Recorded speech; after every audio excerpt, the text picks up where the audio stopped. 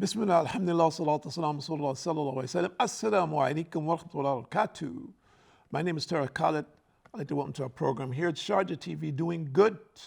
And we hope and we pray that Allah subhanahu wa ta'ala has showered His blessings on our dear viewers.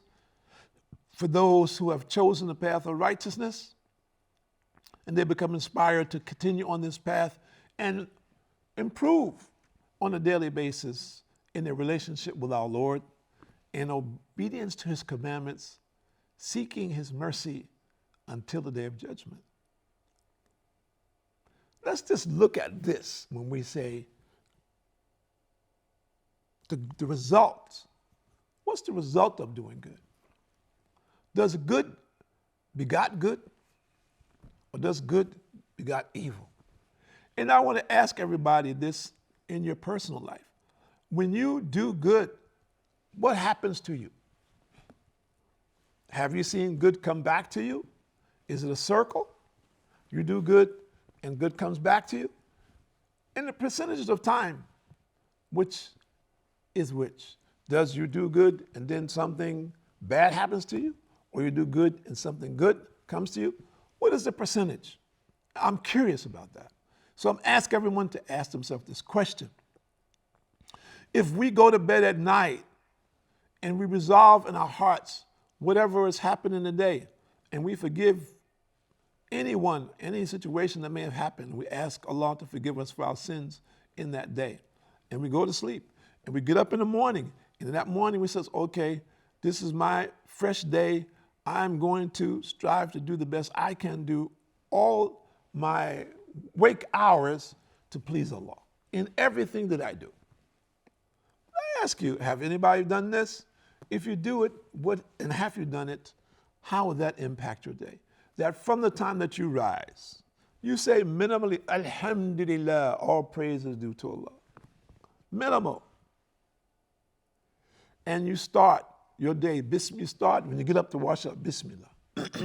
So in every aspect of your life, from the time you awake in the morning, you begin to thank and praise Allah. And of course, this is the epitome of good, isn't it? And whatever negativity that may be in your mind, you fight through that. And you replace it with good. During the day, whatever it is that you might be faced with, whatever challenges that you may be faced with, that you think about it from the perspective of turning it to good. And you're doing it to please Allah. And you're doing it in the fashion that our dear beloved Prophet ﷺ, that he did it, implemented. So this becomes another kind of challenge for us. And it puts us in a different relationship with whomever it is that we come in contact with on that day. Just think about it. You know, I've seen a lot of people who, as professionals, they've been trained in customer service. Now, when they greet you, the way that they greet you, you feel that this is, we won't attack them, let's just say it's very formal. In the formal in the sense where it's something that is not sincere. It is just a greeting that they do because of their job. They've been trained to do this by their job, so they do it as a mechanism. And then there's another person, he's doing the same job, but you sense from that person, he has some sincerity about who you really are or what your present condition is. And you will find different people in different environments throughout the world where people will not pass each other without speaking, even if they don't know you. Good morning, how are you? Okay. For us, assalamu alaikum, kayfa hal? And on and on and on. And some people go on and on like this. And especially with people that know. But in this environment where even people don't know each other, that they will speak to one another. This is something that is pleasing to Allah. It's simple, but it affects the hearts of the believers. It joins the hearts. Because our salam, our greeting is actually a prayer. So this is why for Muslims, actually, this prayer should only be done for another Muslim. Many people don't understand that. Okay? So this distinguishes just your common greeting on a daily basis, and should put you in a different frame of mind if you sincerely are saying this and not just saying it out of respect, which is fine, or courtesy, or habit. But we should try to adjust that so that we really mean it. And that person, inshallah, will get the blessing from Allah.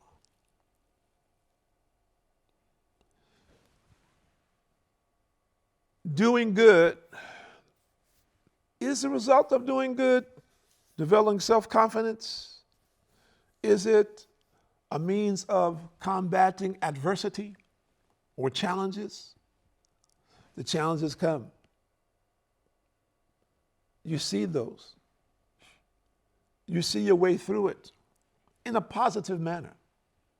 You address it, and maybe you're addressing a team, or you're involved in some consultation or brainstorming. And sometimes maybe in heated discussions where there is disagreement between people. How do we manipulate that? It's easier said than done. Someone says, well, you make a presentation. And someone says, I disagree with what you're saying. And he says it adamantly.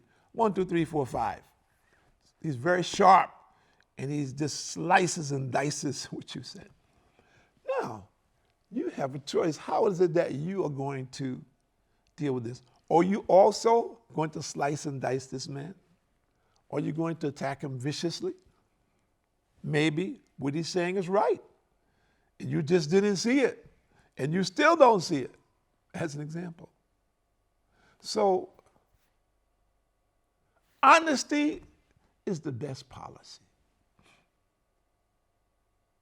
And we, the Muslims, should always attempt to be honest in relationship to whatever it is that we are experiencing, even if it is something that is hard for me.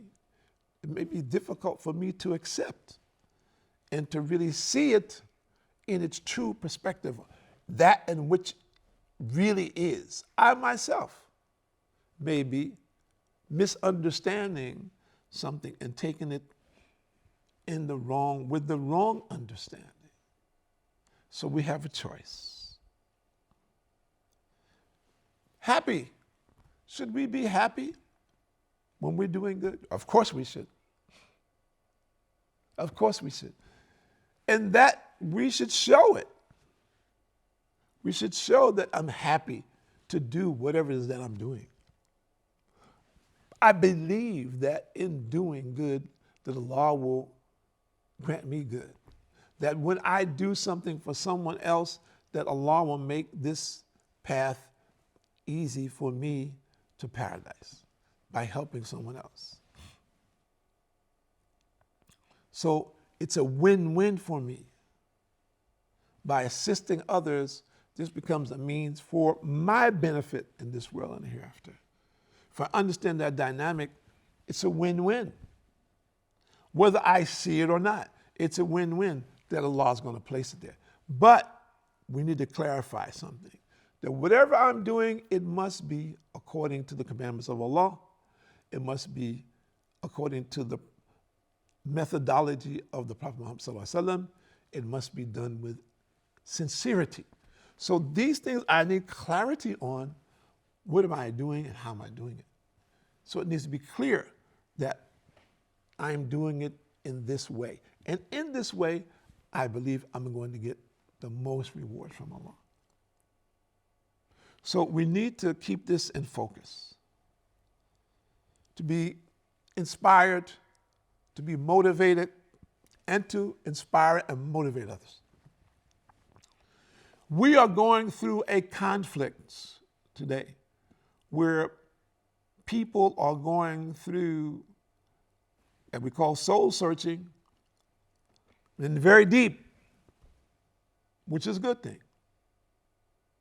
So it's important for us to provide the proper information, the correct information, so people will be guided to do those things which are going to be most beneficial for them in this life and in the hereafter.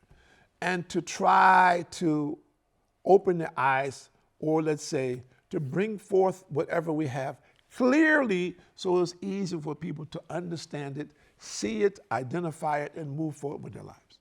That they won't have stuck points, there won't be a catastrophe because of their misunderstanding and a lack of implementation of the truth. Kindness, appreciation, satisfaction.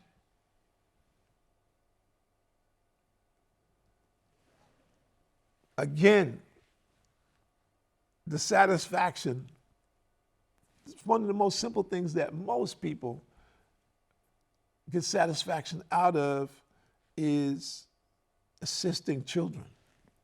A person who can't get benefit from assisting children has a very serious problem with his heart. The condition of his heart is very serious. He needs to really look and internalize his condition. He needs to look very strongly in the mirror and not be in denial about this. And it's very interesting. You know, just recently I saw some interviews with some people of influence who have gotten old now. And some of them have and admit to mistakes which they have made in the past. And they are attempting now to correct those mistakes, now that they're old and they know most of their life is behind them. And we cannot attack that. Repentance is on those who repent. The acceptance is on up to Allah. So we cannot say anything about that. That which is alarming is to find people who have become old and devious and evil in their behavior, in their actions, in the verbalization of their mentality, which has equal to as it has been in the past, or worse, more extreme than it was in the past. This is very dangerous for these people. I am so happy to see people who before had so much hate in their lives. By the mercy and grace of Allah, they've submitted themselves to Allah and changed their life and become Muslim and changed their life, and now since where they themselves are focusing on saving other lives and inviting people to the true path for the sake and salvation of their own souls. It's a very high level and not an easy change. But we all know that this change is easy for Allah. Allah first gives us the invitation. We have to want to change and take steps and make the effort for change. And Allah will expedite the things that you need in association with it. But we have to take the first steps, and we have to believe, and we have to cultivate that belief and come with the intention to come closer and closer to the obedience of Allah, to get the help of Allah, and to do what? Strengthen, certify, solidify our belief and our relationship with Allah. This is essential for all of us, for every single human being, if he wants the true success, to submit himself to our one creator and sustainer for the sake and salvation of our own souls. And with the reality that it is essential for all of people in creation to understand this and implement in their life for their own salvation. This is a huge challenge, especially at this time. But I'm calling every viewer, these vehicles have limitations. There are many things that can be done with it, but they have limitations. Every believer, now is your time. The people, the world is in darkness. It is your time to shine the light.